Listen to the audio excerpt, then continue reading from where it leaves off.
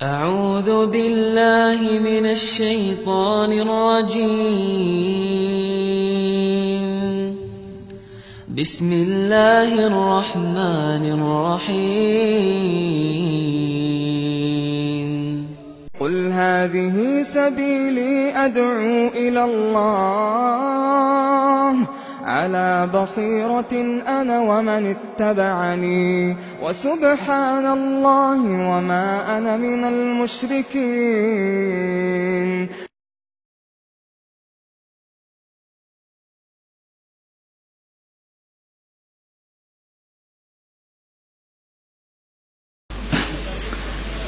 আমি নিজে থেকে কয়েকটা কথা বলি। রক্ত দিলে সিয়াম নষ্ট হয় না, রক্ত নিলে সিয়াম নষ্ট হয়। ইনহেলাল ব্যবহার করলে শ্বাসকষ্টে সিয়াম নষ্ট হয় না। দিনে স্বপ্নদোষ হলে সিয়াম নষ্ট হয় না। রাতে স্ত্রী মিলনের পরে ঘুমিয়ে গেছে, সকাল ৮টা-৯টা হয়ে গেছে, ঘুম ভেঙে দেখছে ফজরের টাইম পার হয়ে গেছে, সিয়াম থাকবে, সিয়াম নষ্ট হবে না। স্বইচ্ছায় বমন করলে সিয়াম নষ্ট হয়, অনিচ্ছায় বমন হলে সিয়াম নষ্ট হয় না। মহিলারা ঋতু বন্ধ করে সিয়াম থাকতে পারে, ট্যাবলেট ঔষধ বড়ি খেয়ে। ঋতুকে নিজের গতিতে থাকতে দিয়ে পরবর্তীতে সিয়াম রাখতে পারে। ৩ শ্রেণীর মানুষ আর একজন দিয়ে সিয়াম পালন করতে পারে। এক, বৃদ্ধ, সুস্থ হওয়ার তেমন আশা করে না, আর একজনকে খাওয়াবে, দুস্থ গরিব কাউকে। ২, গর্ভবতী। ৩, দুধ পানকারিনী, বাচ্চাকে দুধ পান করাই। এই ৩ শ্রেণীর মানুষ পরে করবে, না হয় কাউকে খাওয়াবে। খাওয়ানোর যদি লোক না পাই তাহলে প্রত্যেক দিন সকালে ১ কেজি ২৫০ সোয়া কেজি করে চাউল ফকিরকে দিয়ে দেবে। একদিন সমান ১০০ কেজি, একদিন সমান ১০০ কেজি। বুঝা গেল না? প্রতিদিন দিতে হবে। অনিচ্ছাকৃত ইচ্ছাকৃত শয়তানি করে বদমাইশি করে একটা রোজা ছেড়ে দিলে একটা রোজা করতে হবে, ৬০টা নয়। শয়তানি করে ইচ্ছাকৃতভাবে একটা সিয়াম ছেড়ে দিলে একটাই করতে হবে। শুধুমাত্র স্ত্রীর মিলন ঘটে গেলে একটার বদলে ৬০টা করতে হবে, বা ৬০ জন মিসকিনকে খাওয়াতে হবে। বুঝা গেল না মনে হয়? শুধুমাত্র স্ত্রী মিলন ঘটে গেলে আজানের পর থেকে নিয়ে সূর্য ডুবা পর্যন্ত সময়ে একটার পরিবর্তে ৬০ জন ফকিরকে খাওয়াতে হবে, বা ৬০ সোয়া কেজি চাউল ফকিরকে দিতে হবে। বোঝা গেল না? স্ত্রীর সাথে মজাক করতে গিয়ে বা গায়ে হাত পড়াতে স্বাভাবিকভাবে যে কাপড় ভিজে যাচ্ছে, এতে সিয়ামের কোনো ক্ষতি হবে না, তবে দূরে থাকা ভালো। উল্লেখ্য যে আপনার স্ত্রীকে ৬০টা রোজা করতে হবে না, ৬০ জন মিসকিনকে খাওয়াতে হবে না, অথচ ২ জন মিলেই মিলন হয়েছে। বুঝা গেল না? নারী পুরুষ সমান অধিকার নাকি? তো কই? বুঝলেন না কথা আমার? মিলন কি একাই হয়েছে না ২ জন মিলে হয়েছে? অপরাধী আল্লাহ রাসূল শুধু স্বামীকে করেছেন, স্ত্রীকে নয়। স্ত্রীকে ৬০ দিন সিয়ামও থাকতে হবে না, জরিমানাও দিতে হবে না, সব স্বামীকে। পেস্ট, দাঁতের পাউডার, ভিজা ডাল, নরম ডাল, যে কোনো মাধ্যমে দাঁত পরিষ্কার করলে সিয়ামের কোনো ক্ষতি হয় না। গরমের কারণে বেশি বেশি পানি ঢাললে শরীরের কোনো ক্ষতি হয় না। আব্দুল কাদের জেলানী রাহিমাহুল্লাহ কর্তৃক মাতৃগর্ভে 18 পারা কোরআন মুখস্থ করে ফেলেন, এ কথা কতটুকু সত্য? নাউজুবিল্লাহ, এ কথা একেবারেই মিথ্যা। কোন নবী রাসূলের এরকম ঘটেনি। একদিন একজন ডক্টর, আমি নামটা উল্লেখ করছি না, বগুড়া আপনার এক আলেম মাদ্রাসার, নগর আলেম মাদ্রাসার ফিল্ডে বলছে যে আব্দুল কাদের জেলানির মা ভিক্ষুককে ভিক্ষে দিতে গেলে ভিক্ষুক পুরুষ মানুষ, তার মায়েরও উপরে খারাপ দৃষ্টি দিল।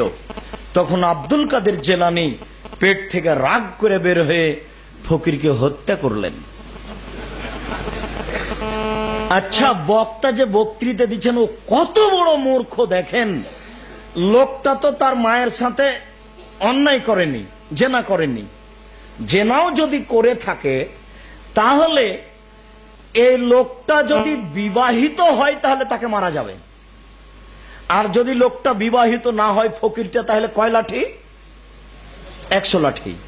তো আব্দুল কাদের জেলানি পেট থেকে বের হয়ে যে তাকে মেরে দিল, তাহলে তো আব্দুল কাদের জেলানি দুনিয়াতে আসারই সুযোগ পাচ্ছে না, এখন একে মারতে হবে, আব্দুল কাদেরকে মারতে হবে। তার মানে ও জন্মের আগেই মানুষ হত্যার পাপ করেছে। বুঝাতে পারিনি কত বড় মিথ্যে কথা। আর আচ্ছা, ও যে মায়ের পেট থেকে বের হয়ে গেল, তা এখন প্রবেশ করবে কিভাবে গো? আচ্ছা, এইটা বোকা বক্তা একটুকু বুঝে না। ও যে 40 কদম হাঁটছে ঢেল কুলুক নিয়ে, ঢেল নিয়ে পায়ের উপরে পা উঠাচ্ছে, তো তার স্ত্রীকে একটু পর লাগবে না, ঢেল কুলুক ধরা লাগবে না? দেখেছেন ধর্মকে এরা কেমন পাগল পেয়েছে। পবিত্রতা একাই অর্জন করবে, বউকে করা লাগবে না। সব মিথ্যে, এগুলি নগদ মিথ্যে কথা। নাউজুবিল্লাহ পড়তে হবে সব সময়। বর্তমান সমাজে পাথর দ্বারা তৈরি তাসবি দিয়ে তাসবি গণনা করা যাবে কি? জি না, এটা বিদআত। আঙ্গুল ছাড়া তাসবি দানা দিয়ে, পাথর দিয়ে, মেশিন দিয়ে তাসবি গণনা করা যাবে না, তা বিদআত। নিয়ে আসো। রাসূল সাল্লাল্লাহু আলাইহি সাল্লাম আঙ্গুলে তাসবি গণনা করেছেন, ডান হাতের তাসবি গণনা করেছেন, আর বলেছেন আঙ্গুল বিচারের মাঠে কথা বলবে। আসসালামু আলাইকুম ওয়া রাহমাতুল্লাহ। আমার প্রশ্ন হচ্ছে, সতর্কতামূলক 2 মিনিট পরে ইফতার করলে সিয়ামের কি কোনো ক্ষতি হবে? শুকরিয়া, জাযাকুমুল্লাহ খায়ের। অতীব জরুরি জিজ্ঞাসা।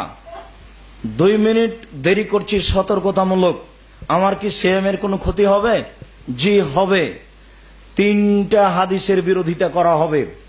1, রাসূল সাল্লাল্লাহু আলাইহি ওয়াসাল্লাম বলেছেন আমার উম্মত অতদিন কল্যাণে থাকবে যতদিন তাড়াতাড়ি ইফতার করবে। 2, আল্লাহ তাআলা বলেন আমার সবচেয়ে প্রিয় বান্দা ওই যে তাড়াতাড়ি ইফতার করে। 3, তোমরা তাড়াতাড়ি ইফতার করো, দেরি করে ইফতার করা ইহুদি খ্রিস্টানের লক্ষণ। 2 মিনিট 1 মিনিট সতর্কতামূলক দেরি করা ইহুদিদের লক্ষণ। শুনে রাখুন, মনে রাখবেন, বাংলাদেশের মাটিতে ইফতারির যত লিফলেট, বিজ্ঞাপন, ইশতেহার, পেপার, পত্রিকা বের হয়েছে, ওর সবচেয়ে যেটা তাড়াতাড়ি করা হয়েছে তার 1 মিনিট আগে করবেন আপনি। এটা হলো সতর্কতা। তাড়াতাড়িতে সতর্কতা, দেরিতে নয়। আমি বুঝাতে পারলাম না। তাড়াতাড়িতে সতর্কতা, দেরিতে নয়। দেরি করলে রাসূলকে অপমান করা হবে, আচরণ হবে ইহুদি খ্রিস্টানের ক্ষতি হবে। মানে তাড়াতাড়িতে সতর্কতা করুন 1 মিনিট আগে। আমি আব্দুর রাজ্জাক নিয়মিত 1 মিনিট আগে ইফতার করি, ইনশাআল্লাহ করবই। মনে থাকবে কি এ তো সতর্কতা তাড়াতাড়িতে না দেরিতে? তাড়াতাড়িতে। যদি বিশ্বাস না হয় তো হাফ মিনিট আগে করিয়ে, আগে থাকবেনি। হ্যাঁ, তারপর। আসসালামু আলাইকুম ওয়া রাহমাতুল্লাহ। সুন্নতি লম্বা চুল রাবার ব্যান্ড দিয়ে পেছনে টাইট করে বেঁধে রাখা যাবে কি? সুন্নতি চুল, চুল তো এত বড় হবে না, মাথার লম্বা চুল রাখা ভালো। এটাই তো জিজ্ঞাসা, তাই না? মাথার লম্বা চুল রাখা ভালো। একটা হলো কান পর্যন্ত, একটা হলো কানের নিচে, একটা তার নিচে, জিম্মা লিম্মা অফরা, তার নিচে যাবে না, কাঁধ পর্যন্ত চুল আসতে পাবে না। আর তাকে এইভাবে চুলকে আবার ইন করে রাখা, এগুলো তো হারাম, এগুলো তো নোংরামি, এগুলো চুল নয়, এগুলো জায়েজ নয়। তবে চুল বড় রাখবে এটাই ভালো, ছোট করার চেয়ে, নেড়ে করার চেয়ে। তার পদ্ধতি জিম্মা লিম্মা অফরা, যেটা স্বাভাবিকভাবে থাকবে, বড় থাকবে না, খোলা থাকবে, আর তাকে চিরুনি করে সুন্দর করে রাখতে হবে।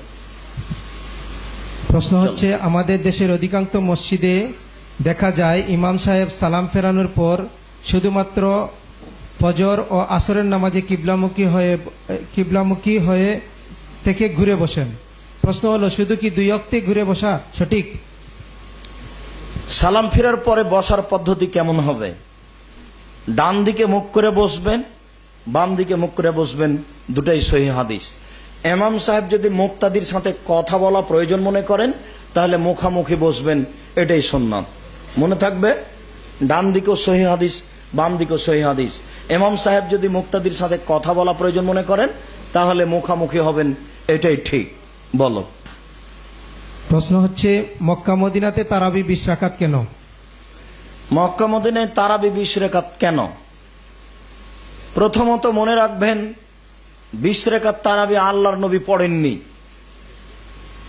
আল্লাহর নবী 8 রাকাতই পড়েছেন। দ্বিতীয়ত, ওমর রাদিয়াল্লাহু পড়তে বলেছেন বা পড়েছেন কথাটি জাল হাদিস দ্বারা প্রমাণিত, এ মর্মে কোনো।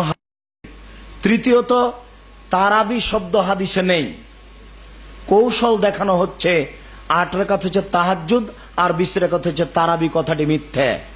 তারাবি যদি নাম হয় 8 রাকাত তারাবি, 20 রাকাত তারাবি। তারাবি শব্দ হাদিসে নেই, হাদিস আছে কিয়ামুল লাইল। মক্কা এবং মদিনায় 20 রাকাত হয় কেন? প্রথমত, এই 2টা মসজিদ এখনো তুর্কিদের দখলে। এই 2টা মসজিদের অনেক রং ঢং যা কিছু তৈরি করা আছে তা বর্তমান সরকার পরিবর্তন করতে পারছেন না, করলেই গন্ডগোল বাঁধবে। দ্বিতীয়ত, কিছু না কিছু ঠেকানোর জন্য 2টা ইমাম দিয়ে পড়ানো হয়। এক ইমাম 10 রাকাত পড়ার পরে চলে যান, মানে বলতে চাচ্ছেন যে আপনারা চলে যান। আর একজন ইমাম দিয়ে 10 রাকাত পড়ানো হয়। তৃতীয়ত, শুধুমাত্র এই 2টা মসজিদে হয়, আরব ভূখণ্ডের আর কোন মসজিদে হয় না। চতুর্থত, আমরা কোন জায়গার অনুসারী নই, শুধুমাত্র একজনের অনুসারী, যার নাম মোহাম্মদ সাল্লাল্লাহু আলাইহি সাল্লাম। কাবা ঘরের চতুর্দিকে পুতুল বিক্রি হচ্ছে, কাবা ঘরের ভিতরে তাসবিহ বিক্রি হয়, এই জন্য কি সেটা জায়েজ? চলো। রাষ্ট্রীয় আইন অনুযায়ী ডিপিএস করা জায়েজ কি? ডিপিএস রাষ্ট্রীয় আইন অনুযায়ী করা জায়েজ কি? রাষ্ট্রীয় আইন অনুযায়ী, যে কোনো আইন অনুযায়ী ডিপিএস করা যাবে না। এগুলো সব সুদি কারবার। এদেশের কোনো এনজিওতে চাকরি হবে না, ডিপিএস করা যাবে না। ব্যাংকের সাথে ব্যবসা করা যাবে না, নিরুপায় হয়ে টাকা রাখতে হবে মাত্র। তারপরে বলো, সব সুদের সাথে জড়িত। আসহাবে কাপে যে কুকুর এর উল্লেখ করা হয়েছে, সেই কুকুর কি বেহেশতি? যদি বেহেশতি হয়, কি বা কোন রূপে তাকে বেহেশতে দেওয়া হবে? আসহাবে কাহাব 7 জন ছিলেন, তারা একটি গর্তে প্রবেশ করেছিলেন। তাদের একজন বাজারে এসেছিল, জিনিস কিনতে গিয়ে আটকা পড়েছিল, বিবরণটি সত্য। সেখানে মসজিদ নির্মাণ করা হয়েছিল, এ কথা সত্য। তাদের সাথে কুকুর গেছিল, এ কথা সত্য। গর্তের উপরে কুকুর পা বিছিয়ে বসেছিল, এ কথা সত্য। তারা গর্তের ভিতরে যখন চলে গেল, তখনকার পর থেকে আর কুকুরের বিবরণ নেই। তাদের সাথে কুকুর জান্নাতে যাবে, কথাটি একবারে নগদ মিথ্যা কথা, কোরআন মাজিদের আয়াতের বিরোধী। কোরআন মাজিদে আল্লাহ তাআলা বলেছেন যে আল্লাহ জাহান্নাম এবং জান্নাতে মানুষ আর জিনকে দিবেন। জাহান্নাম আর জান্নাতে আল্লাহ কাকে দিবেন? মানুষ এবং জিনকে। আল্লাহ জান্নাতে মানুষ এবং জিনকে দিবেন বহুবার বলেছেন, আল্লাহ রাসূল বলেছেন। অতএব আসহাবে কাহাফের কুকুরটি জান্নাতে যাবে, এই কথাটি একেবারেই মিথ্যা কথা। হাজারো, খুব বেশি মিথ্যা, নগদ মিথ্যা, তার মধ্যে এটা একটা। সাবধান, কখনো বলবেন না, শুনলে তাকে ধমকাবেন, কথাটি কোরআন ও হাদিসের বিরোধী। সিলেটের কিউসেট ইনস্টিটিউটে জাকাতের টাকা দেওয়া যাবে কি? জমিটা অফ করে দেওয়া।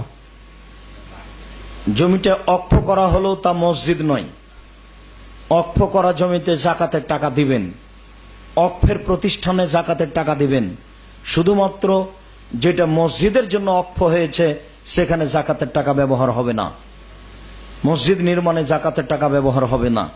এ ব্যতীত দ্বীনি প্রতিষ্ঠানগুলি অক্ষ থাক, এরপরে সেখানে জাকাতের টাকা ব্যবহার করবেন। কবিরা গুনাহ বা বড় বড় গুনাহ কয়েকটি কি ধারাবাহিকভাবে কিছু বলবেন?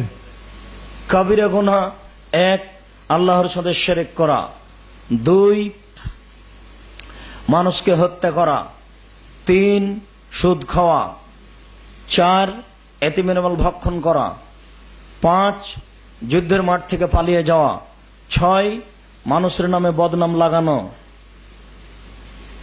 7 সন্তান হত্যা করা। 8 জেনায় লিপ্ত হওয়া। 9 পিতামাতার অবাধ্য চলা। 10 মদ খাওয়া। 11 মিথ্যা কথা বলা। 12 সুদের সাথে জড়িয়ে যাওয়া। এরকম সিরিয়াল অনেক আছে আমাদের বইয়ে। কে বড় ক্ষতিগ্রস্ত বইয়ে সিরিয়াল দেওয়া আছে, একটু দেখে নেন। যাওয়ার সময় দেখবেন কে বড় ক্ষতিগ্রস্ত বই আছে কিনা। চলো। প্রশ্ন, আব্দুর রাজ্জাক বিন ইউসুফের প্রতিষ্ঠানে দান করতে চাইলে কিভাবে দান করব? 2টি পদ্ধতি। গাড়িতে আছে কাগজ, কাগজ নিয়ে এসে একটু দাও, পরিচয় পত্র দেওয়া আছে, বিকাশ নাম্বার দেওয়া আছে, অ্যাকাউন্ট নাম্বার দেওয়া আছে। এই ছেলে, গাড়ি থেকে ওই পরিচয় পত্রগুলো নিয়ে এসে সবার হাতে দিয়ে দাও তো। হ্যাঁ, পরিচয় পত্র সবাই নিয়ে যাবেন, বিকাশ নাম্বার, অ্যাকাউন্ট নাম্বার দেওয়া আছে। আর সরাসরিও অংশগ্রহণ করতে পারেন, গিয়ে অংশগ্রহণ করবেন।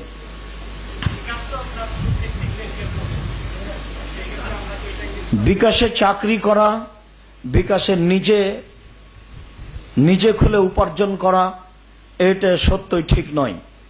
অতীব জরুরি প্রয়োজনে বিকাশ যদি আমরা ব্যবহার করি তখন হয়তোবা নিরুপায়ের ক্ষেত্রে জায়েজ হতে পারে, তবু আমি নিজে থেকে পছন্দ করি না।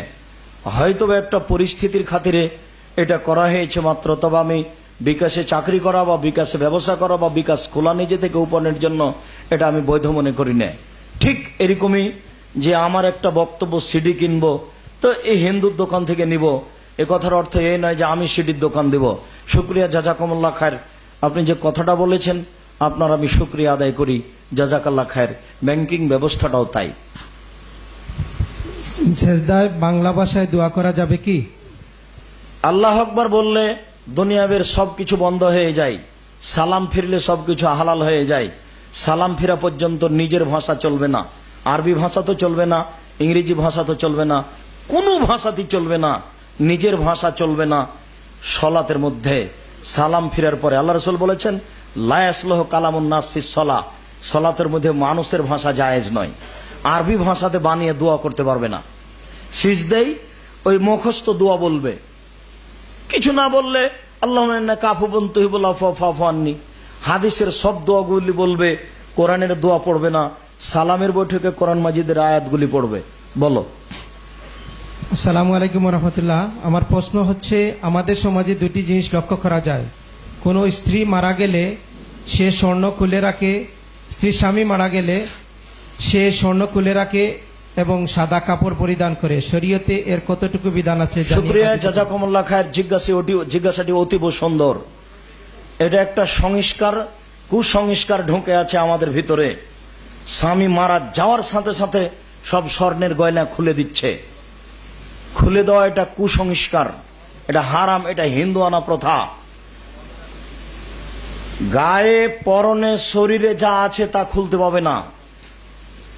4 মাস 10 দিন কোন নতুন কাপড় পরতে পাবে না। 4 মাস 10 দিন কোন গয়না ব্যবহার করতে পাবে না। স্বামী মারা গেলে একজন স্ত্রীর শোক পালনের সময় হলো 4 মাস 10 দিন। শোক পালন মানে হলো এই, সাজসজ্জা গ্রহণ করব না, বিবাহ বসার প্রস্তুতি নিব না। এ কথার অর্থ এই নয় যে গয়না খুলে দেব। এটা কুসংস্কার, এটা হারাম, এটা হিন্দু অনানীতি। সাবধান থাকুন। আপনাদের মা চাচি খালা ফুফুকে মারা গেলে তাদের স্বামী মারা গেলে আজকে তাদের গয়না পরতে বলবেন, যেটা হবে 4 মাস 10 দিন পর। চলো। আসসালামু আলাইকুম। আমার প্রশ্ন হচ্ছে, ছবি সমৃদ্ধ টাকা পকেটে নিয়ে সালাত আদায় করা যাবে কি? ছবি সম্পূর্ণ টাকা পকেটে থাকলে সালাত আদায় করাতে কোনো সমস্যা নেই।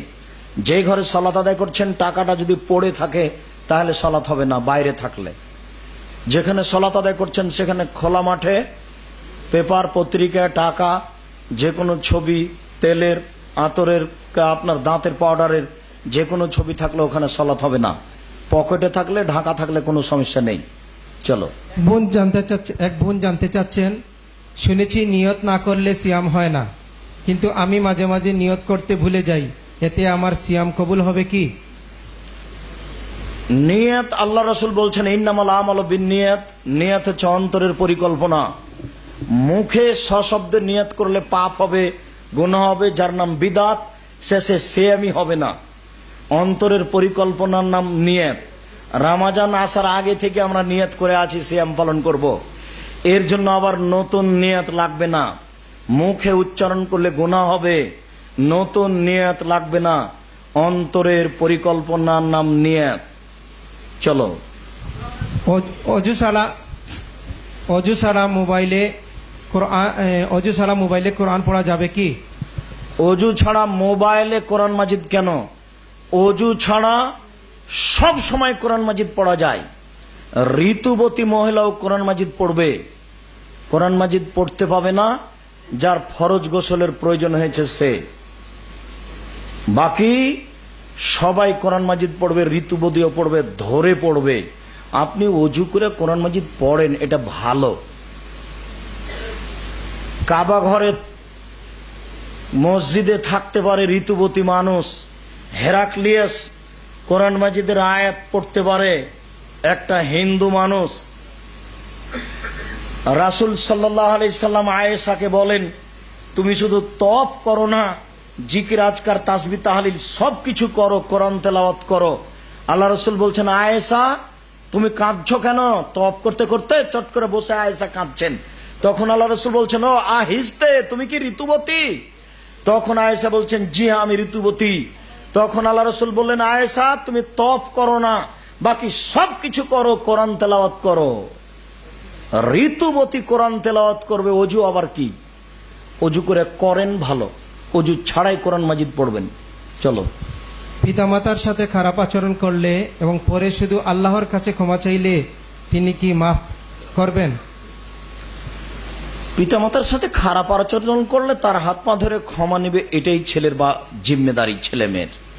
সময় পার হয়ে গেলে এরপরে ক্ষমা চাইতে থাকবে এবং তার নামে দান খায়রাত করতে থাকবে। আশা করা যায় বাপ বেটার সাথে যে সম্পর্ক থাকে দুর্বল, এটা আল্লাহ ওইভাবে দেখেন না, আশা করা যায় ক্ষমা হবে ইনশাআল্লাহ। নিজ স্ত্রী মারা গেলে স্বামী দেখতে পারবে না, এটা কি ঠিক? নওজুবিল্লাহ মিন জালিক।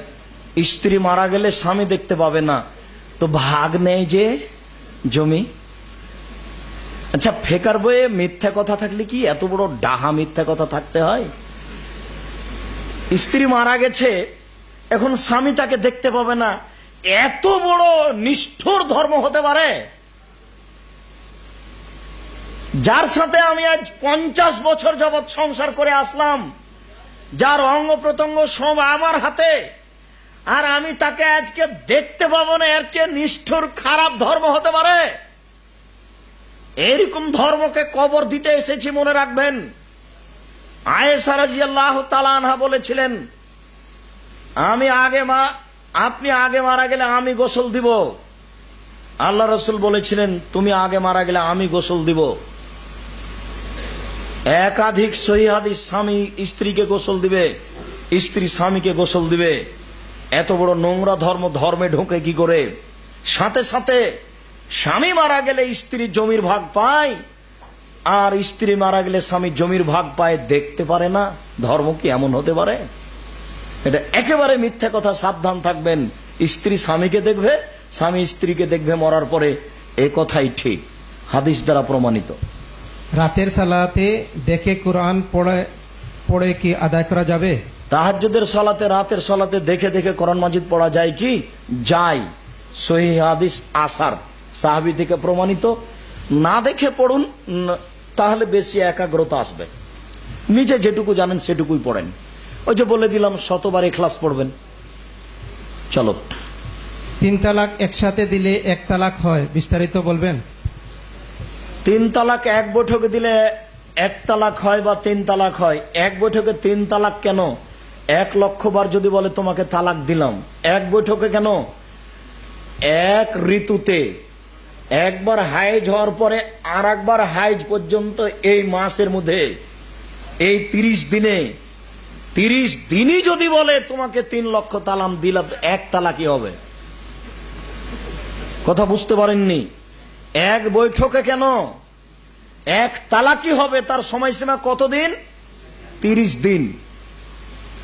30 দিন বলাটা ভুল হলো, 1 হাইজ থেকে আর 1 হাইজ মধ্যের পবিত্রতা সময়টা বুঝাতে পারলাম না। এক তহুর চলাকালীন, 1 তহুরে 1 পবিত্রতাই 1 হাইজ থেকে আর 1 হাইজের মধ্যে যত বাড়ি বলুক কয় তালাক হবে? 1 তালাক। 2 তালাক হওয়ার জন্য আর একটা তহুরে যেতে হবে, পরের হাইজ থেকে আর 1 হাইজে। বুঝা গেছে কি? আর একটা তালাক হওয়ার জন্য তার পরের এতে যেতে হবে, ঋতুতে যেতে হবে। আশ্চর্য! 1 বৈঠকে 3 তালাক, আবার হিল্লে দিয়ে বউকে হালাল করছে। ছি ছি ছি ছি ছি ছি। আজকেও ছেলেটা মুসল্লি, কালকে আমার হাত পা জড়িয়ে ধরে বলছে আমাকে একটা কাজ দিবেন। ও বলছে যে আমি আমার স্ত্রীকে 1 বৈঠকে 3 তালাক দিয়েছিলাম। দুঃখজনক কথা, আমি কাহিনী বলি না, এরপরে বলছি আমাকে হুজুর বললেন যে তোমাকে হিল্লা দিতে হবে, আর একজনের সাথে বিবাহ দিতে হবে। আমি আমার বন্ধুকে বললাম, দোস্ত তুমি তো আমার বন্ধু, তুমি আমার বউকে যেন কিছু বলো না গো, তুমি ঘরে নিয়ে থাকো। তো ঘরে নিয়ে 1 ঘন্টা বসে গল্প করেছে, এরপরে বের হয়ে এসেছে। তারপর ছেলেটা হুজুরকে বলেছেন যে বিবাহ হয়েছিল তোমার স্ত্রী? বলে হ্যাঁ হয়েছিল। কই তোমার স্ত্রী? এই তোমার মিলামিশা হয়েছে। তখন মেয়েটা চুপ। তখন ও লোকটাকে বলছে এই তুমি যে বিবাহ করেছো মিলামিশা হয়েছে? তখন বলছে না, আমার দোস্ত নিষেধ করেছিল যে তুমি আমার বউকে কিছু বলো না গো, তাই কিছু বলিনি। তখন হুজুর গরম হয়ে গেছে, গরম হয়ে বলেছে যাও, তোমাদের এটা কিছু হয়নি, ঠেকে রেখেছে। আবার কিছুদিন পরে 3 মাস পরে এক হুজুরের সাথে বিবাহ দিয়েছে। তো এখন ওর বউকে বলে দিয়েছে যে তুমি শেষ পর্যন্ত থাকবে না, আমি নগদ কথা বলছি, লজ্জা আমার জান বাঁচে না, তবুও আমি বলছি নগদ কথা। স্ত্রীকে বলে দিয়েছে তুমি শেষ পর্যন্ত থাকবে না, মিলন আরম্ভ হলেই তুমি তাড়াহুড়া করে উঠে যাবা। তাই করেছে। তখন লোকটা তাকে, তার স্ত্রীকে অকথ্য ভাষায় গালি দিয়েছে। এরপরেও মিলন এটাকে ধরে নিয়ে বিবাহ দিয়েছে তার সাথে। এ হলো হিল্লা বিবাহ। ধর্ম কি এত বড় পাগল!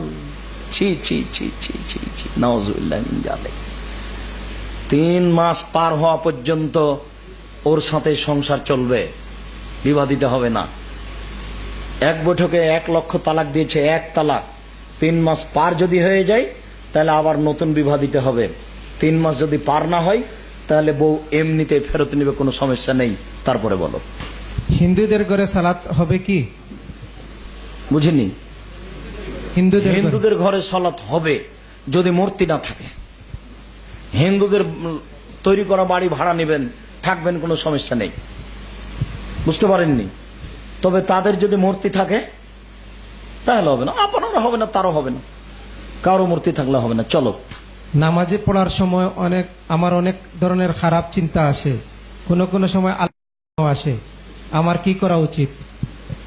নাউজুবিল্লাহ মিন জালিক পড়তে হবে। আল্লাহর ব্যাপারে কোনো খারাপ চিন্তা, কোনো নারীর চিন্তা, খারাপ চিন্তা আসলে নাউজুবিল্লাহ মিন জালিক পড়তে হবে। আর রাতের অন্ধকারে উঠে 2 রাকাত সালাত আদায় করে খুব কান্নাকাটি করতে হবে। শয়তান এরকম মানুষকে খুব বিরক্ত করছে। আর জেনার সাথে একবার জড়িয়ে গেলে, প্রশ্নটা হচ্ছে নামাজের মধ্যে, নামাজের মধ্যে শুকরিয়া, জাযাকাল্লাহ খায়ের। সালাতের মধ্যে যদি খারাপ চিন্তা আসে তাহলে বাম দিকে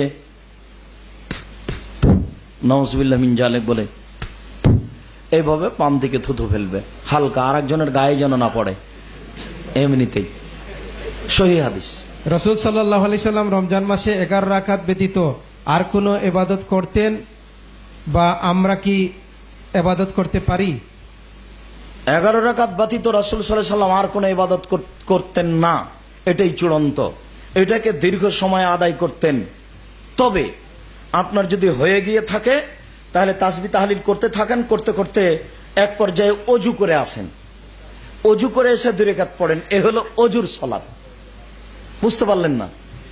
আবার তাসবিহ তাহলিল করেন, অনেকক্ষণ করেন, মনে চাইলে আবার অজু করে আসেন, দিয়ে 2 রাকাত পড়েন। তাহলে সালাতগুলি কার জন্য হচ্ছে? অজুর জন্য। অজুর জন্য 2 রাকাত সালাত আদায় করা যায়। যতবার অজু করবেন ততবার 2 রাকাত সালাত, এইটা করতে পারেন। তাছাড়া এই 20 রাকাতকে বাড়াবো এরকম কোন বা কম এরকম কোন সুযোগ নাই, 20 রেখাত পর্যন্ত যাবে এইটা সুযোগ নাই, বাস ওই 8 রেখাতই এইভাবে কিছু বাড়াতে পারেন, যে অনেকক্ষণ যাবত আছে একটু অজু করে এসে 2 রেখাত সালাত আদায় করি, একটু কান্নাকাটি করি, এই চলো। প্রশ্ন হচ্ছে সেহরি কতটা দেরিতে করা উচিত? সাহারি শেষ করে আজান হবে, আজান হলে সাহারি শেষ। সাহারি থেকে সালাত আরম্ভর সময় হলো 40 থেকে 60 আয়াত পড়া। তাহলে বোঝা যাচ্ছে যে সাহারি আর ওই ফরজ সালাত আরম্ভের মধ্যে 10-12 মিনিট সময় লাগবে। বোঝা গেল কি? ঊর্ধ্বে 15 মিনিট। আজান হলো, সাহারি শেষ, সালাত হবে 10 মিনিট পরে, 12 মিনিট পরে, 15 মিনিট পরে, এরকম এই সময়টা লাগবে প্রায় 60 আয়াত পড়তে। আবার বলি, সাহারি শেষ থেকে নিয়ে সালাত শুরু হওয়া পর্যন্ত সময় হলো 40 থেকে 60 আয়াত কোরআন মাজিদ পড়া। ও তো আর মিনিটের কথা ছিল না যে মিনিটের কথা বলবো, কোরআন মাজিদের আয়াতই পড়া হচ্ছে। এটা আসলেই সৌদি আরবের লোক কোরআন মাজিদ পড়ে, আমরা পড়ি না, দিনরাত পড়া উচিত, এটা একটা প্রমাণ। দেখেছেন কোরআন মাজিদের আয়াতকে নিয়ে সে সময় বুঝাতে পারলাম না, কথা কি বুঝাতে পেরেছি? কোরআন মাজিদের আয়াতকে নিয়ে এসছে ঘড়ি বুঝানোর জন্য, সময় বুঝানোর জন্য। হ্যাঁ চলো। ফিতরা কি দিয়ে আদায় করতে হবে? ফিতরা কি দিয়ে? অতীব গুরুত্বপূর্ণ জিজ্ঞাসা। ফিতরা কি দিয়ে আদায় করতে হবে? রাসূল সাল্লাল্লাহু আলাইহি সাল্লামের যুগে স্বর্ণ মুদ্রা, রূপা মুদ্রা ছিল। তিনি ফিতরার জন্য স্বর্ণ মুদ্রা, রূপা মুদ্রা ব্যবহার করেননি। মুদ্রা দিয়ে ফিতরা আদায় হবে না, টাকা দিয়ে ফিতরা আদায় হবে না, শস্য দিয়ে ফিতরা আদায় করতে হবে। সারা দুনিয়ার মানুষ যদি টাকা দিয়ে ফিতরা আদায় করে, সারা দুনিয়ার মানুষই গুনাহগার। একটু লন্ডনের ভাই ফিতরার দাম ধরে $10 দিয়ে পাঠিয়েছেন আপনার কাছে, আপনি এখন $10 চাউল কিনে দিয়ে দিলেন, এই নীতি মিথ্যে। লন্ডনের ভাই আপনাকে ফিতরা দিতে বলেছেন আর $10 দিয়েছেন, আপনি মাথা পিছু 2.5 কেজি চাউল কিনেন, কেনার পরে যা টাকা থাকলো ওটা দান করে দেন, ওটা ফিতরা নয়। কথা বোঝা গেল না? মাথা পিছু 2.5 কেজি ফিতরা, প্রতি জন স্বরূপ, প্রতি জনের জন্য 2.5 কেজি ফিতরা, বা 211 ছটা, টাকা নয়। টাকা দিয়ে ফিতরা আদায় হবে না। সারা দুনিয়ার মানুষ যদি ফিতরা আদায় করে টাকা দিয়ে, সারা দুনিয়ার মানুষই গুনাহগার। চলো। জামাত ত্যাগ করে লিখিত সারা দুনিয়ার মানুষ যেখানে যেটা খায় সে সেটা দিবে, চাউল দিবে, গম দিবে। এখন যদি মানুষ চাউল ছাড়া গম দিতে যায়, তাহলে আরো 5 জন বলবে দৃষ্টিকটু এটা, ও গম কম দাম সেই জন্য দিলে। ওখানে যাবেন কেন? চাউল দেন, দিতে পারেন, ওইটা একেবারে ক্ষণস্থায়ী হয়। চাউল দেন, এটা সবচেয়ে উত্তম হবে। জামাত ত্যাগ করে একাকী তারাবির সালাত আদায় করা কি জায়েজ? বুঝতে পারিনি। জামাত ত্যাগ করে, তারাবির জামাত, কিয়ামুল লাইলের জামাত ত্যাগ করে একাকী আদায় করা কি জায়েজ? একাকী সালাত আদায় করা উত্তম, জামাত জায়েজ। জামাতে সালাত আদায় করেন যারা খুব অলস, তাদের জন্য জামাতই ভালো। একাই সালাত আদায় করেন, একাগ্রতা বেশি হবে, কান্নাকাটা বেশি হবে। আর যদি শয়তান ধরে তাহলে জামাতেই পড়েন। মুসলিম উম্মার ঐক্য ফরজ।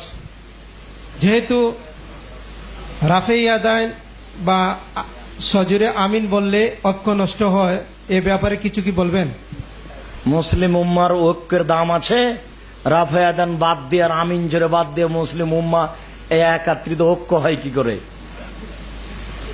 ঐক্য হয় কোরআন এবং সহিহ হাদিসের ভিত্তিতে, নইলে কোনদিন ঐক্য হবে না। আপনি আর একজন আলেমকে আমার সাথে মিলাতেই পারবেন না কিয়ামত পর্যন্ত। মিলাবেন কি দিয়ে?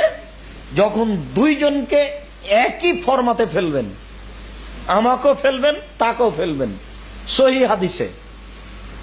আমি কোনো মাযহাব মানি না, কোনো দল করি না, কোনো সংগঠন করি না, তবে আমার একটা কথা, কোরআন এবং সহিহ হাদিস মানি। এবার আপনি সবাইকে এই ফরমায় ফেলতে পারবেন। অতএব সহিহ হাদিস বাদ দিয়ে ঐক্য বহাল করতে হবে, এই কথাটা ধর্মকে অপমান করা। ইমাম যদি জোরে আমিন না বলে তবু আপনি জোরে বলেন, একবারে মসজিদ কাঁপিয়ে দিবেন, যা হবে তাকবীরে। চলো হাদিস মসজিদ থেকে বের করে দিলে হাদিস- বাড়িতে পড়বো। হাদিস এবং সুন্নাতের মধ্যে পার্থক্য কি? অনেকেই বলেন যে হাদিসে আছে দাঁড়িয়ে প্রস্রাব করার কথা, কিন্তু এটা সুন্নাহ দ্বারা সাব্যস্ত না। হাদিস এবং সুন্নাহর মধ্যে পার্থক্য কি? নাউযুবিল্লাহি মিন যালিক। হাদিস এবং সুন্নাতের মধ্যে কোনো পার্থক্য? সুন্নাহ মানে তো রাসূল সাল্লাল্লাহু আলাইহি সাল্লামের নীতি, সুন্নাত মানে পদ্ধতি, রাসূল সাল্লাল্লাহু আলাইহি সাল্লামের পদ্ধতি। এতটুক বলা যেতে পারে যে কতগুলো হাদিসে ফরজ প্রমাণ হয়, কতগুলো হাদিসে সুন্নাত প্রমাণ হয়। সুন্নাহ মানে তো রাসূলের পদ্ধতি, হাদিস দিয়ে রাসূলের পদ্ধতি। যখন সুন্নাহ হাদিস দিয়ে প্রমাণ হবে তখন সেটা সুন্নাহ, আর যখন হাদিস দিয়ে প্রমাণ হয়নি তখন সেটা বিদআহ। অতএব হাদিস আর সুন্নাত একই, দুই নয়। যারা দুই করেছে তারাই ধর্মকে বিকৃত করেছে, তারাই বেদাতি। চলো, সব ধরনের জয়ীফ হাদিস কি বর্জনীয়? ফাজায়েলে আমলের ব্যাপারে এবং আদেশগত ব্যাপারে, যে কোনো ব্যাপারে জয়ীফ হাদিস আমলযোগ্য নয়, কোনো সমাতে নাই। ফারায়েজ হোক আর ফাজায়েল হোক, মানে এই কাজ করলে এত নেকি হয়, এর নাম ফজিলত। আর ফারায়েজ মানে আল্লাহু আকবার বলে সালাত আদায় করতে হবে, সেটা যেটাই হোক কোনো সময় জয়ীফ হাদিস আমলযোগ্য নয়। সব সময় সহিহ হাদিসের প্রতি আমল করতে হবে। আমি তো বিশ্বাসী, 18 বছর থেকে আমি এই হাত দিয়ে ফতোয়া লিখা আসছি, কোনোদিন জয়ীফ হাদিসের আশ্রয় নিতে হয়নি। আপনি যে কোনো সমস্যা পেশ করলে ইনশাআল্লাহ কোরআন এবং সহিহ হাদিস দিয়ে আমরা ফতোয়া দিতে পারবো, কোনো সমস্যা হবে না। কিয়ামত পর্যন্ত কোনোদিন সমস্যা হবে না ইনশাআল্লাহ। আপনাকে সতর্ক করার জন্য, আপনি আর একটা তাফসীর এর জন্য ধোকায় না পড়েন, ও এটাও তো হাদিস, তখন এটা খুলতে হবে, ওহো আব্দুর রাজ্জাক সাহেব তো এটা জয়ীফে নিয়ে এসেছেন, অতএব এটা তো চলবে না। আপনাকে বিপদ থেকে বাঁচানোর জন্য এটা দিয়ে রেখেছি। বাথরুমের টয়লেটের পাশাপাশি, বাথরুম এবং টয়লেট পাশাপাশি ওযু ও গোসলের ব্যবস্থা থাকে, এটা কি শুদ্ধ? অজু আর গোসল, পেশাব পায়খানা সবসময় পৃথক করে রাখা উচিত।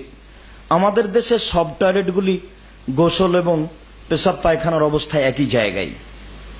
তবে এতটুক সুবিধা আছে যে, বা বাঁচার পথ আছে যে, এইগুলি তো সুন্দর করে পাকা করা, মোজায়েক করা, টাইলস করা আছে, তো পানি দেওয়ার সাথে সাথে সেটা ধুয়ে যায়, এই জন্য কোনো সমস্যা হবে না। পৃথক করাই ভালো ছিল, তারপরে কোনো সমস্যা হবে না।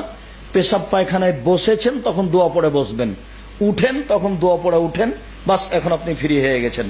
এখন ওখানে ওই নলে বিসমিল্লাহ বলে ওযু করেন, কোনো সমস্যা নেই। ঢোকার সময়তে বিসমিল্লাহ বলে ঢোকলে তো আর তাহলে আপনি পেশাব পায়খানা করলেন, সব তো কেটে গেছে, কোনো সমস্যা না। আপনি ওখানে বিসমিল্লাহ বলে ওযু করেন, যেহেতু এসব টয়লেট পরিষ্কার থাকে। তবে আপনাকে বলছি, আপনার এরকম টয়লেট খুব পরিষ্কার থাকে যেন। চলো, মহিলাদের নামাজে কি একামত আছে? জি, মহিলাদেরকেও সালাত আদায় করতে হবে একামত দিয়ে, বাইহাকি সহিহ হাদিস।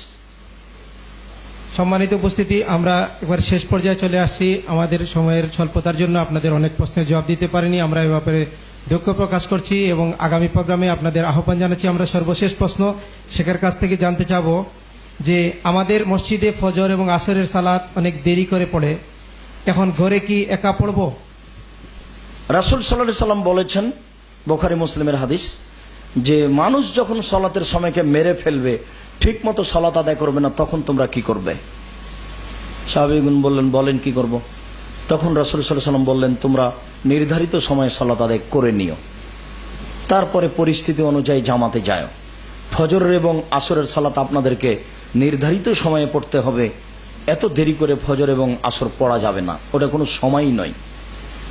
আসরের সালাত আদায় করুন এখন 3:45, 4টায়, আজান দেন 3:30, 4:45, 4টায় পার, 4টার বেশি পার হওয়া যাবে না।